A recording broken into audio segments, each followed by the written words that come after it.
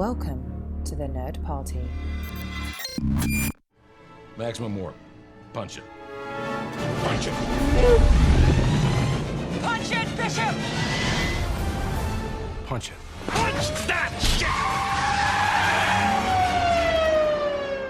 Let's punch it.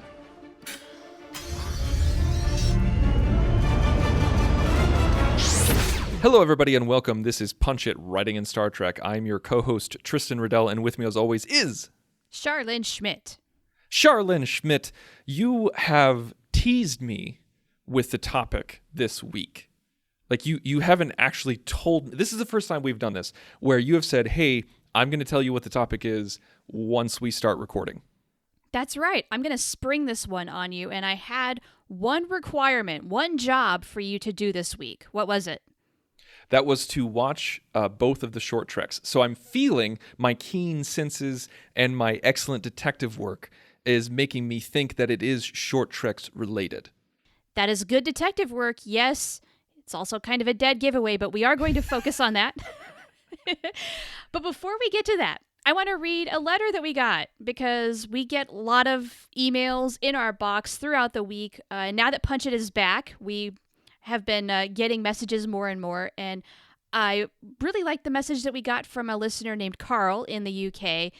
First, he commiserated about new house woes and whatnot. Yes, so, thank you, Carl.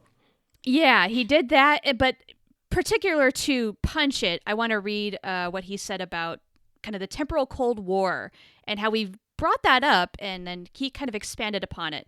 He says, I like the idea you guys landed on with the connection between Discovery and Enterprise. I think it would be cool to follow a series set during the temporal Cold War where they are fighting across time, changing their own history, and we get to see the ripple effect upon the future, just like Voyager Year of Hell in broad strokes with tastes of yesterday's Enterprise in regards to seeing the time periods we know and love twisted. We could witness the Federation and fellow galactic powers shift between different states of strength and existence, showing the butterfly effects of a true temporal hot war. Discovery could become a Star Trek What If series. Yo, I'm down for that. That would be interesting because it's kind of a little bit like what we thought we were going to get with Discovery, like the rumor, I should say, because the rumor was going to be that Star Trek was going to become an anthology series where one season we would get it in this time period, and then the next season it would be another time period. And I think I was pretty jazzed about that, but that sounds super expensive with a sci-fi show because you'd have to rebuild all these sets, redo all these costumes, and it would be cost prohibitive. And I kind of feel like that might be the case with this idea, even though this is a fantastic idea. Like this is kind of like Doctor Who meets Star Trek, and a little bit, yeah, and really only for a season though. You know, like Carl also kind of wrapped up this idea where I wouldn't want this to be the whole rest of the show, but for a season it would be super cool. And I totally agree with him. For a season arc, which Discovery has been doing, they've been doing season-long arcs. If this is where they're going to go with the third season, I'm down for it. I love this idea. Or it could be a fourth season thing where they're just like, okay, we came to 930 years in the future, we did that. So now let's do a little bit like Sliders, where we try to get home, but we can't quite make it. And so we're jumping through time, trying to get back to our own. And that's an idea. And that's season 4, that kind of thing. I could see that happening too. And maybe that ties into Calypso somehow, because we haven't totally made that connection as to why we have that short trek just yet, in my opinion. So there's a lot of possibility, and I really love that idea, and you know what? If that's what's actually going to happen in some respect, heck yeah, bring it, bring it, bring it. Yeah, maybe we can do that on Punch It sometime, where we're just like, what if Discovery did this? What would it look like? Ooh, yeah. Well, you know what? We ought to see maybe where the show is going first with the new season when we get it. So this is down the line, Punch It. But if it turns out that we're completely wrong and this is not at all what they're going to do, heck yeah, that's room for us. Absolutely. Yeah. And if you guys want to write us a letter as well, what you can do is you can go to thenerdparty.com/contact, select Punch It, and then fill out the form, and it'll send us an email. And you can tell a story, you can give us some ideas, And if we like the story or like the idea, we might mention it on the air. Indeed. Yes, we've definitely taken listener suggestions in the past. We're always taking those. We have a whole idea bank of listener suggestions that we haven't even touched yet. And it's not that we don't like them, it's just we've got that many. But that said, let's talk about what we're going to do today. Yes, I'm tingling with anticipation. So please tell me what we're going to be talking about today. Okay. Well, the reason why I wanted you to watch the short treks, one, because you hadn't watched them, but two, because there's one short trek in particular that I think is a prime candidate for punching up. Can you guess which one it is? Well, the Q&A seems to be universally loved, or at least well received. I'd say better received. Better received. I guess I shouldn't say universally loved. I should say it's better received, especially in comparison to the Trouble with Edward.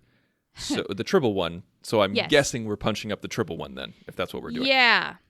I mean, on first viewing, both are fantastic. I enjoyed them for what they are. They're kind of cute little short stories. They don't need to be too detailed. They don't need to be epic. I love the format. I love these 15-minute little stories, just little tidbits of things. And on first watching, I enjoyed them for what they were. But if you think a little critically about the Trouble with Edward, I've got some serious problems.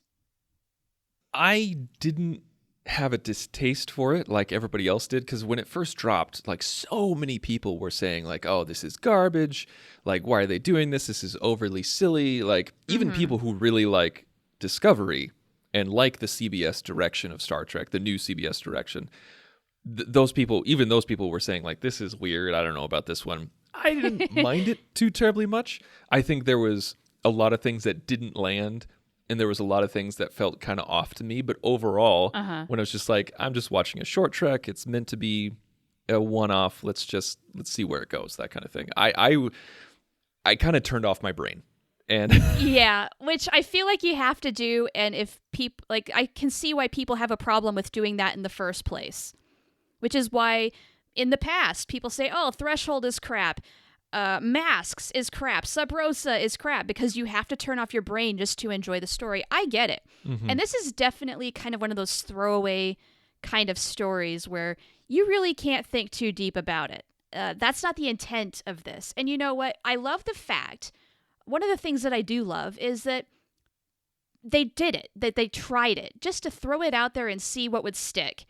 You know, Right. If there's anywhere in Star Trek where they can try some new things and see how the audience reacts, I feel like short treks is the avenue of which to do that. And it's they're definitely doing some fan service with showing the Enterprise twice and showing Pike twice, because everybody loved Pike and a lot of people liked the new Enterprise. And they're just like, listen, okay, like, we built this set. Let's try to use it as much as we can. Yes. Because we're not going to see it in season 3. I severely doubt we're going to see it in season 3 of Discovery. It's doubtful, huh? And so we're either going to, like, use it in short treks, or we're going to have a Pike show. But it was funny because, okay, so if you haven't seen the short treks yet, this episode's not for you. Save it for later until you do see it, because we are definitely going to be spoiling things hard, starting now. So at the beginning of the Trouble with Edward, we see the young captain with Pike, and, like, he says, he's like, oh yeah, she was on my ship and she's been promoted to captain of a science vessel and I'm sending her off. There is no reason for that scene. There is no reason for Pike. There is no reason for the Enterprise. No. There's zero reason except just fan service, and we have the set, so let's use it. Bingo. That's all it was, is we get to see Captain Pike one more time, sending off this science officer whom we do not know. We don't really care about her yet. But Never you know met what? her before. Don't care. It's Pike. Exactly. And that's the thing, is that, like, they knew what they were doing. Like, you know that the person who wrote Trouble with Edward wrote it, and then the producers was just like, okay, so how can we get Pike in here? And they're just like, well, we don't need Pike. Yes, we do. How do we put Pike in here?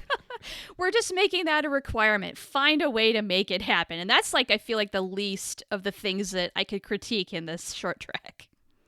Oh, yeah. No, I didn't mind it. I don't care. It's just funny because from a story standpoint, there is zero reason for him to do Sure. that. I mean, honestly, like, let's say Anson Mount is gone and they want to save money. This is absolutely not necessary. We could have Captain Lucero on her ship for the first time. We could just introduce her and it would be fine. Oh yeah, she would start like captain's log. I've been on the ship for 2 weeks and blah blah or something like that. Like this is my Right. first captaincy. And okay, speaking of which, she is young to be a captain. Way young. She really is. Now, granted, this is not the Enterprise. This is a science vessel. And I mean, Right. if you're going to have someone like Edward serving aboard the ship, this is not the best and the brightest, I gather.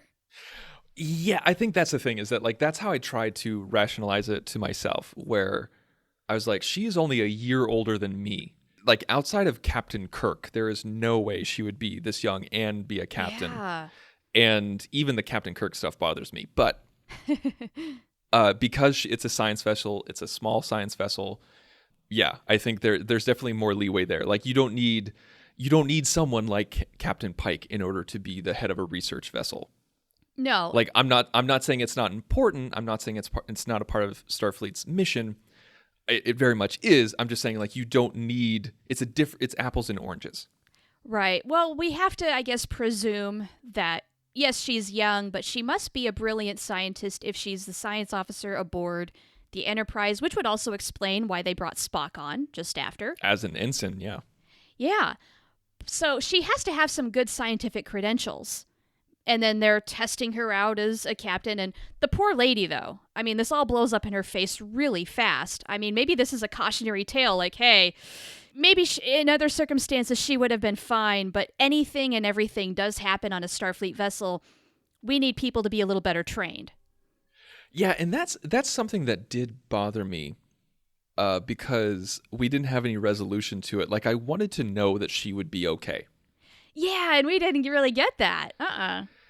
Because there was a court-martial, and it makes me wonder, okay, like, is there a court-martial because they lost the ship? Well, a few things happened that have warranted a court-martial, yeah. I know, absolutely, you're 100% right. Like the evacuation of a planet, the infestation within the Klingon Empire, that's insanity, and the loss of a ship. So it makes me wonder, like, did the ship explode? Is it unusable now, or could they go back to it? Because with all that stacked up against her within her first 2 weeks of being on the ship, kind of makes it sound like she's not going to be a captain again, because even if it was the action of one person under her command, she's still responsible as captain. That's right. For what happens under her command. Yeah. And if I were her, I would not want to be a captain ever again. Just screw that track. Let's do something else entirely. This was a disaster. And it wasn't her fault, though, is the thing. Mm-hmm. It just happened under her watch. But could she have done something in the interim after this happened in order to save the ship and save the infestation and save diplomacy with the Klingons? And Boy, I don't know if she was up for that. I don't know.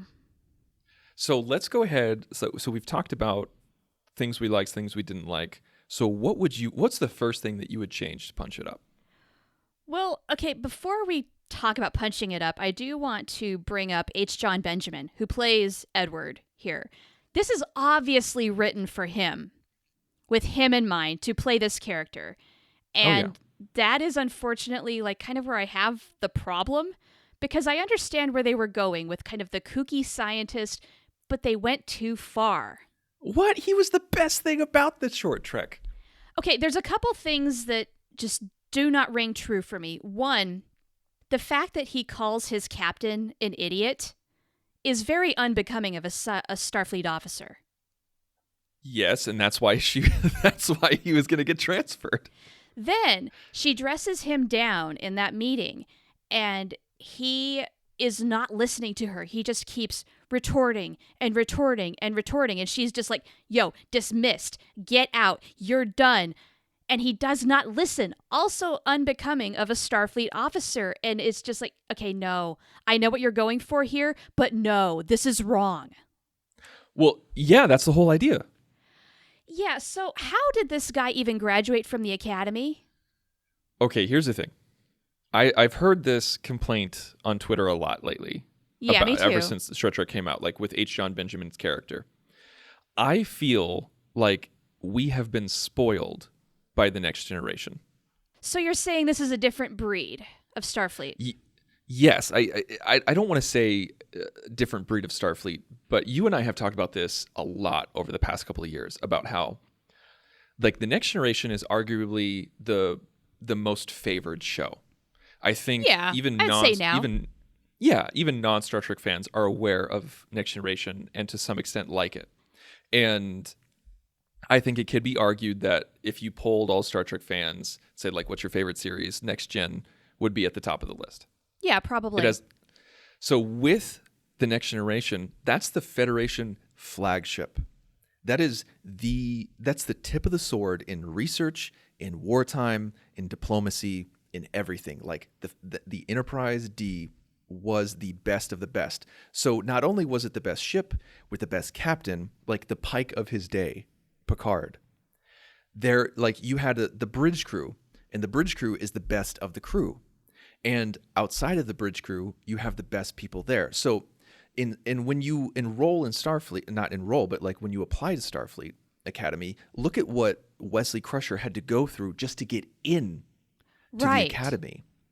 And so imagine all of that times 10, because not only do you have to go through that to get into the Academy, you have to be the best of the best to get onto the Federation flagship. And then you have to be the best of the best of the best in order to be the bridge crew of the flagship.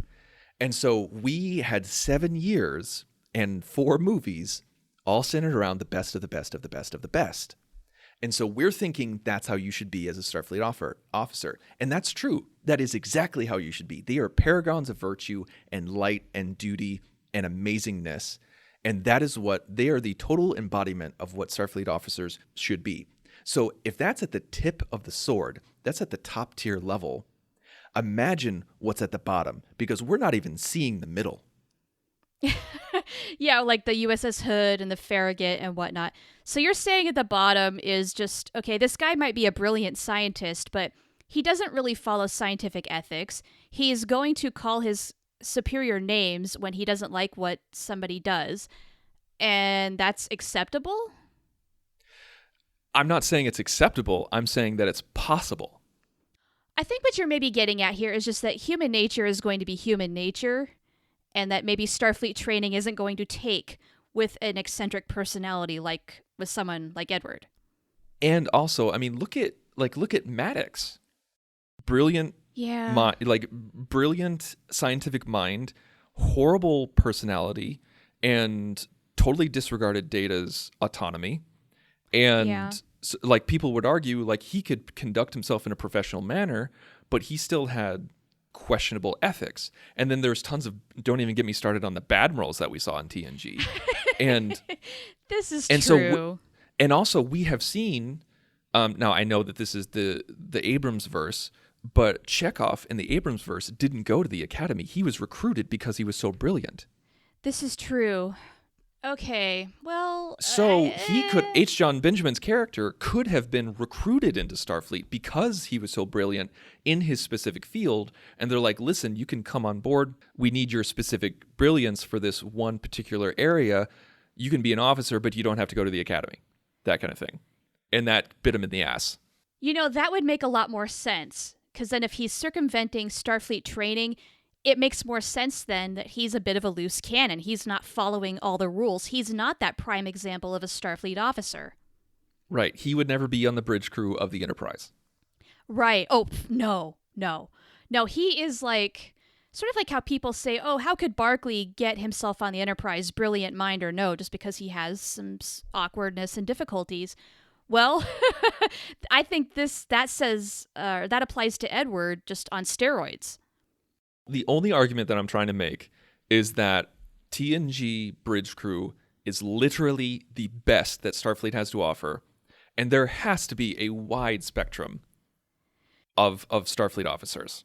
I can go with you on that, where the Enterprise D crew is peak human, the ultimate of Roddenberry's vision. And then there's, well, the rest of humanity. And as good as things may or may not have gotten, well, we're still humans, and I'm sorry, as a species, we have a lot of work to do. Yeah, we got rid of war, poverty, disease. That doesn't mean that there's not going to be a few assholes.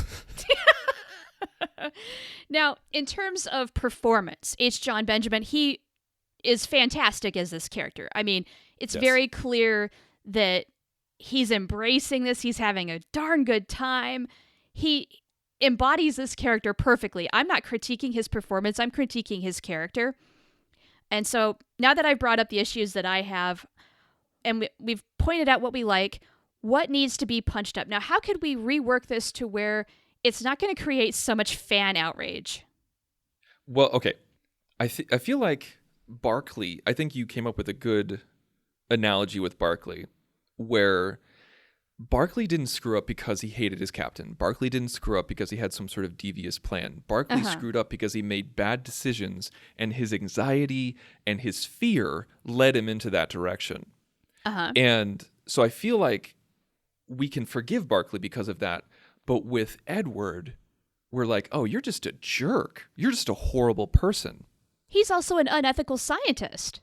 Right. And so I feel like if we focused more on his motivations and made them less unethical, less devious, and really just an unfortunate person who made bad decisions, where it's just like, no, this will totally work. I'll do this. And like maybe he accidentally did it, or he didn't tell them that he already did it, even though Well, that's what happened. No. Like he made the decision that after she said, okay, abandon this. We're not going to do the Tribble thing. You're going to go on climate control. That's when he went and did his DNA stuff with the Tribbles. Okay, that's another thing is like he's injecting his DNA into the Tribbles. Okay, I'm not a scientist myself, but I'm not entirely sure if that works. Oh, come on. You cannot apply scientific logic to Star Trek. You can't do that. You know what I would love is instead of him being kind of a little more devious, like, oh, you're going to tell me no, but I'm going to do it anyway. I would love it if it was just like an honest mistake and more of a comedy of errors where you can still go for the comedy bit, but a seemingly innocent move is going to just wreak havoc, and then all hell's going to break loose, and the result, I mean, in terms of how you view it, is going to be completely different. The end result might be the same, but how it happens is completely different.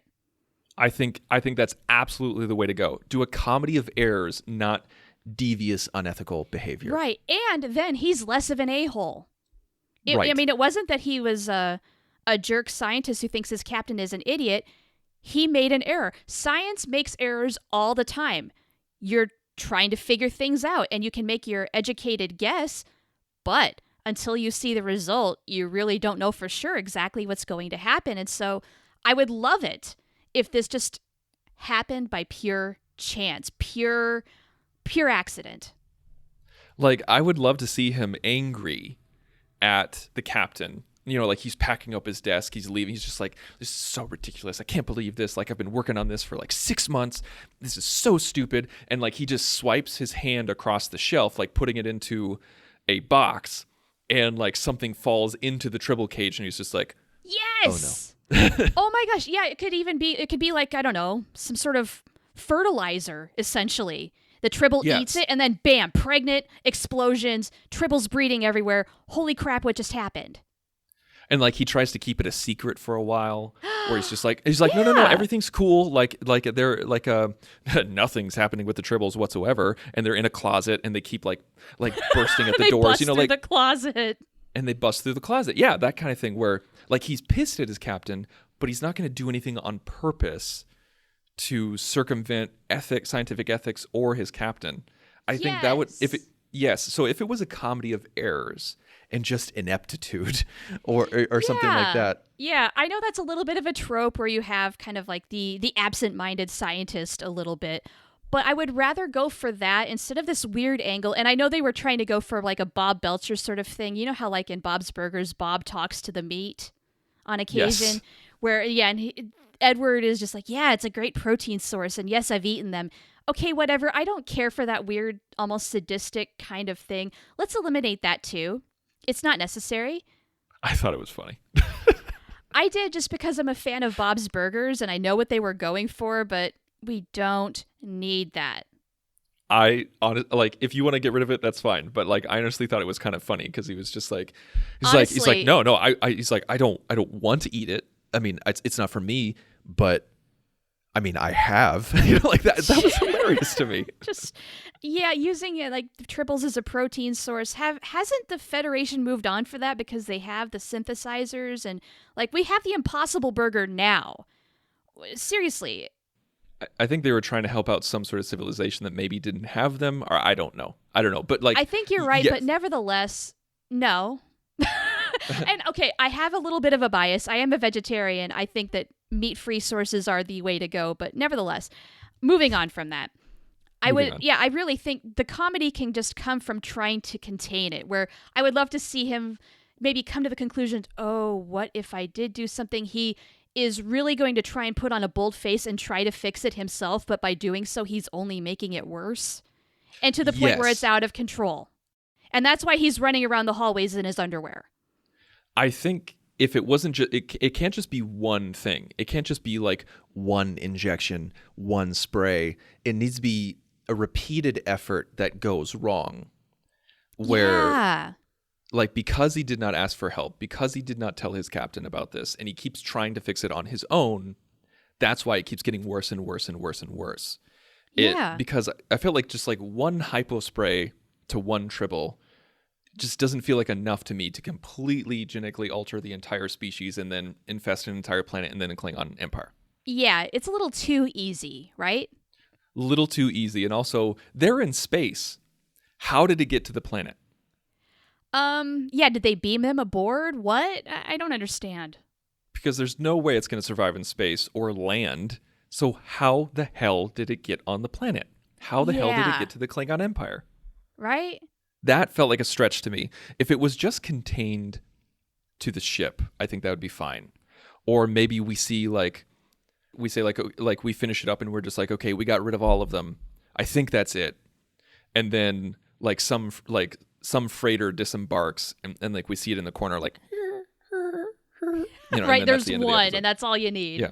That's all you need. Like, and then that's like, oh, that's how it got to K7, or maybe like who knows where it went from there. That's how it gets to the Klingon Empire. That I think would have been much better than making them abandon the ship and then just having an admiral explain away that it somehow made it to the surface of a planet, and then the Klingon Empire. Honestly, I love this kind of core idea. I love the concept of doing the Tribble origin story, essentially. Because it's such a facet of Star Trek throughout several generations. But they didn't really think this through. And they could have done so much better with it if they just given it a little more. And also, like, you want to do it in a way where the Klingon Empire has no idea that Starfleet was the reason for their Tribble infestation. Right? I mean, hello, they would declare war. They're already at odds with the Klingons. They're just recuperating from a massive war that they almost lost. Right. And then all of a sudden there's an infestation that happens. I mean, Worf talked about how there were songs and stories of the Tribbles and how they obliterated their homeworld and obliterated them. And like, this was generations ago, and Worf still had an aversion to Tribbles. Like, if the Klingon Empire knew that Starfleet was behind this, there would be massive ramifications. So if the writers went with our way of like it would stole across, like it was a stowaway on a freighter or something like that can't be traced back to Starfleet, you would still get that infestation, but there would be no diplomatic repercussions. Right, because seriously, if you're going to dump a bunch of Tribbles on a Klingon planet, is that not an act of war? Seriously. Yeah. Considering the ramifications, if I were a Klingon, that's how I would see it. Also, I would not have them abandon ship. No, why wouldn't they just space all the Tribbles? Honestly, that's the thing. I think because it was some sort of misguided thing at the beginning where she's like, okay, this is unethical to use them as a food source because, like, do we know they're sentient? And he makes that joke. He's like, well, they don't have a face, so I can't tell. And then he said, I could breed them to be brain dead. And she's like, no, we're not going to do that. I think because they established that at the beginning, they couldn't just space them, even though that is exactly what she should have done. Oh my gosh. Right? Duh. Like, I understand. I understand your reservations because you don't know a lot about them, but they're basically a parasite at this point. If it's between you, your crew, and your ship, then you need to do something. Like, a man died because of this.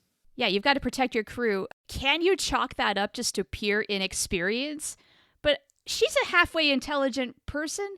How did that not occur to her? Exactly. And what did they think phasers were going to do set on stun I with don't that know. many? You could shoot one at a time. You know, like, it was just, that's what really bugged me. Like, I was fine with the setup. I was fine with the execution up until when things started getting crazy and that weird song started playing. Because that's when it's just like, okay, we've now transferred Edward's ineptitude over to the captain's inexperience. Right. And then everybody just looks incompetent. This whole Right. ship. Again, this was not totally well thought through. It was a great idea, just the execution fell in a lot of places for me, which I find unfortunate.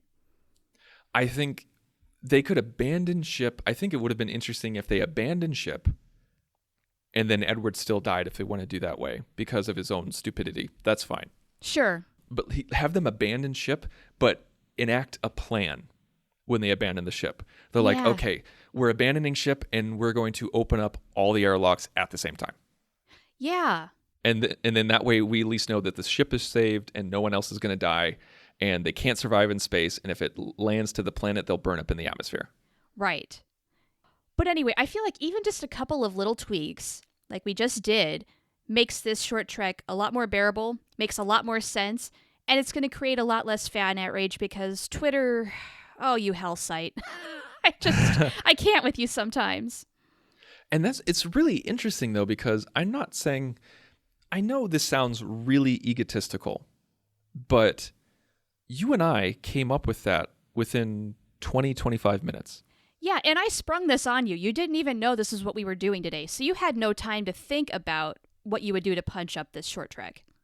And I know hindsight is 20/20, but if you're in the writer's room and you have a completed script in front of you, where it's just like, yeah, this is what we're going to go with, and you're reviewing it as a group, we had some really, really, really easy fixes. Yeah. Where you could have kept the same editing, the same sets, the same beats. Like, you could have kept everything exactly the same, except with just a few dialogue changes. Yeah, that's all it really was.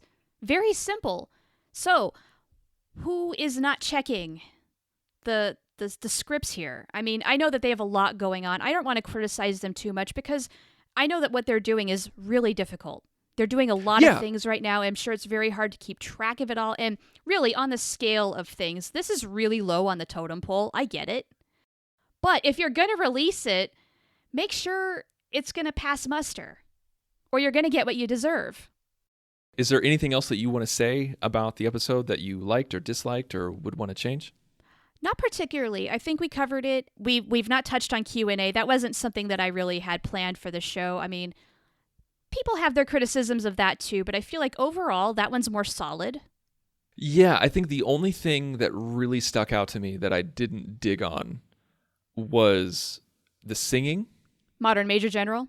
Yeah, it felt extremely out of place to me. And also Spock, like, straight up joy laughing at the end of singing it.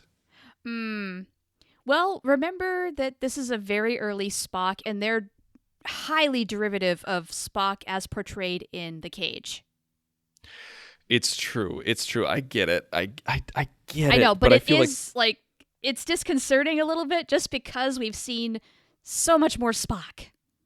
I know. I just feel like they're being a little bit too liberal with that. And they might be. And I think that is one of the bigger criticisms is, oh, you're destroying this character. This is not who he was, blah, blah, blah. I don't know why, but I'm willing to let that slide more than I am the trouble with Edward. I get that. I get that. And this isn't a major complaint. I'm just kind of like, okay. Yeah, like whatever. It's a short trek. It's 15 minutes. Okay, you do you, boo. Yeah. Yeah, exactly. Anyway, that's all I've got. Have you got anything else before we wrap up? I don't think so. Like, that was mainly the thing with Q&A was just like the singing and Spock's straight up laughing like, ah! Yeah. But Yeah, with the trouble with Edward, I think just those small tweaks and everything would have been gravy, and I think it would have been accepted on a much better level, and then you wouldn't have had people complain about canon and origin story and also Starfleet regulations and whatnot. So yeah. So if you guys would like to tell us what you thought of the trouble with Edward, or Q&A, or what we had to say about both short treks, you know how to contact us. Just go to thenerdparty.com/contact. Also, if you could write us a review on Apple Podcasts or wherever you listen, that would be very helpful, because it gets the show out there, it gets us noticed by other people, and it's a little love letter to us. Yes, we appreciate it very much. Please go to thenerdparty.com for all your nerd needs. We got Star Trek, other Star Trek shows, Star Wars shows, Harry Potter shows, Doctor Who shows, Babylon 5 shows, movie shows, everything that you could possibly want coming at you every single day of the week. Just go to thenerdparty.com, and we're on every social site, Instagram, Facebook, Twitter. Just type in the Nerd Party and you will find us. And next week is going to be a barrel of laughs. I don't know what we're going to be talking about, but it's going to be a barrel of laughs. I can guarantee that. And But you'll have to tune in next week to find out. So until then, we're going to punch it. Ready for warp, sir. Let's punch it.